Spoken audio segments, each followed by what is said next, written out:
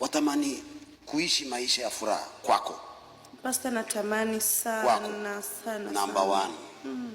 Hii sikufichi. Number one, weka kafyu kwanza katikati yako na wanaume. Urudi kuwa msichana asiyejua mwanaume. Number one. Hiyo itasababisha hautakuwa na plan B ama plan C. Si kwamba nimeacha kuzini lakini nafikiria kati ya hawa watatu mmoja atanioa. No. Hapa nimekuwa nikifanya dhambi. Dhambi ikae kando. Ambacho naita ubikra wako, yani usichana wako. Wewe ni msichana, hauna mawazo na mwanaume. Number one. Number two, yule roho ya kwamba wewe ni msichana ikishaingia kwako, yule mtu atakayekuja kukuuliza uchumba na urafiki ni yule mumeo, because hauna interest na mtu. Alafu mtu atakapokuja kuita, hi baby, how are you, unajua tu hii ni ile sauti ya mchezo nimekuwa nikichezewanga. Hi, you look so cute. Hii ni ile sauti. Siku ile mtu atakuongelesha maneno ya kukupenda, kukuoa, utasikia hili neno sijawahi kulisikia miaka yote. Hii ni ndoa hii. Alafu roho yako itampenda, sio kwa sababu ya pesa zake, sio kwa sababu ya maneno matamu, but now you are ready to be married. Na huyo mtu naye atakuwa ametumwa na Mungu. Naye atakuwa ametumwa na Mungu kwa ajili ya kuoa. There are challenges in marriage, yes. But those challenges will bring a very, what we call, tough bond. Yani kuna challenges ambazo zinawafanya mnakuwa hivi zaidi. Haziwatenganishi. Kwa sababu kwanza uliweka uzinzi kando. Mimi nilikuwa mzinzi kuanzia class 7. Uko class ngapi? Year 2. Form 2. Okay. Form 2 nilikuwa profesa ya uzinifu. Wakati ambapo niliacha uzinifu nikitoka form 4, nikiokoka, ile kitu ilikuwa inanifurahisha kwamba kuna wasichana maximum na sina girlfriend. Hiyo kitu ilinifurahisha sana. Nilijiona mwanaume wa maana. Sikudanganyi. Yani mimi nilale mwezi huu, mwezi ujao, mwezi mwingine sina girlfriend. Si nimeokoka kweli? Yani nimeokoka mpaka niko na kofia. Nikaanza kuona natumika na naimba na watu wako wengi, wazuri, wabaya kwa macho yangu, sababu hakuna mtu mbaya, hakuna mtu mzuri. Lakini hakuna mtu nimemuomba urafiki. Nikasema nimeokoka. Sasa hiyo kitu ilinifurahisha kwamba kweli mimi nimeokoka, sina girlfriend, hakuna mtu nimemchafua, hakuna mtu amenichafua. Nikaanza kutafuta Mungu kutoka ndani ya moyo wangu sasa. So siku ile nilitaka kuchumbiana, macho yangu yale ya kawaida yakanituma kwa mwingine anaitwa Stella. Lakini naye Mungu anasema kwa vile umetafuta utakatifu, sitakubali uoe mwingine ambaye hata beba maono ninayokupa. Lakini kwanza ni lazima uingie kwa gharama. Nilikuwa mzinzi lakini uzinifu kaa nje. So utakuja kuelewa yule utakayeoana na yeye ni nani miaka inayokuja, sio sasa. Sasa najua Sara ni nani. Wakati ule alikuwa mmoja wa wasichana wasiosoma, wapole. Sasa najua akishika microphone si mpole. Sasa ukitaka kuolewa, see you've messed up. Okay, get out of messing up. Kinyume na sijai nenda na mtu mwingine. Hata unaweza niskani uniambie. Haina neno, wewe ni msumbufu. Jamani. Ni watoto wangu wote nawajua msumbufu. Kivipi sasa? Wewe na yule nani yako na umri mkubwa? Wewe na huyo ako hapo second for me. Yupi huyo? Huyo msichana huyo? Mimi.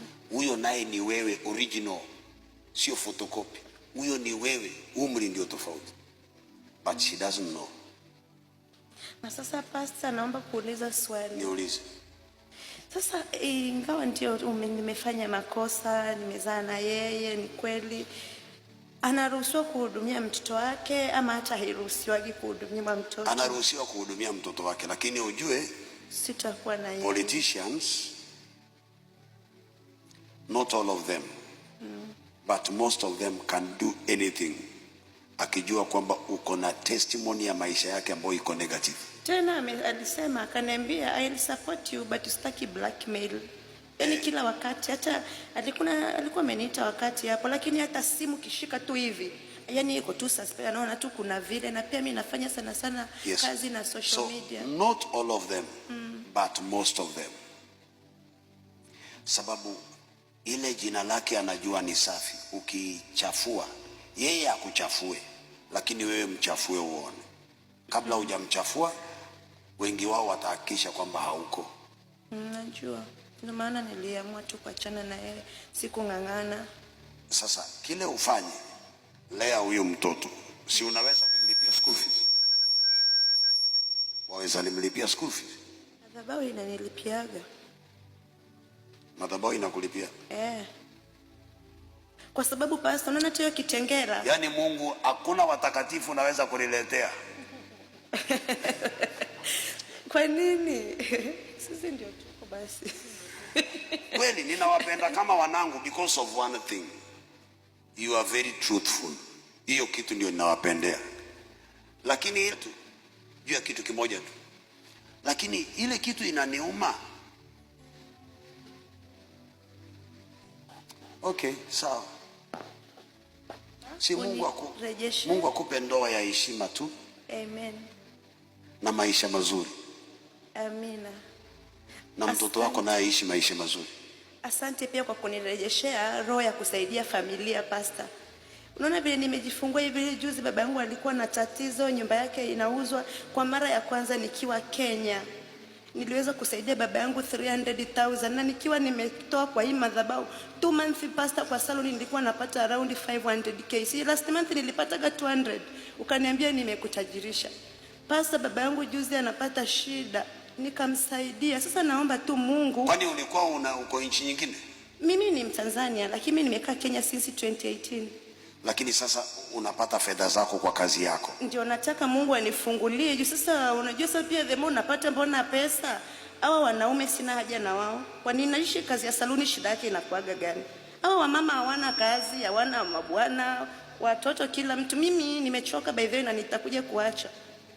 Nani hawana mabwana? Sio mama wa saluni. Kazi ya saluni yani pastor, utakuta tu kama maybe katika labda 100 maybe 3 ndio utasema huyu mama anatoka anaenda kwake. Lakini hata kuna jamaa mwingine jamani alinipenda, akaniambia unafanya kazi gani? Nikamwambia saluni. Akaniambia kama kuna mwanamke nimeapa sitaioa ni mwanamke wa saluni. Sasa unashindwa tuna roho gani? Saluni huwa inakaje? Kazi ya saluni. Kwani kuna nini huko saluni inafanyanga watu? Sana unajua kazi ya salon pastor, tumechanganyikana watu tofauti. Unaweza hudumia pastor, sehemu ukasuka malaya. Si unamsuka wa mama jamani wa kanisa wa madhabahu. Sawa, nimeelewa. Nilikuwa nafikiria mimi. Nafikiria mwanaume pastor anasukwa. Hapana. Unaweza ukahudumia pastor. Lakini pia unaweza suka wanaume. Si wanasukwaga nywele?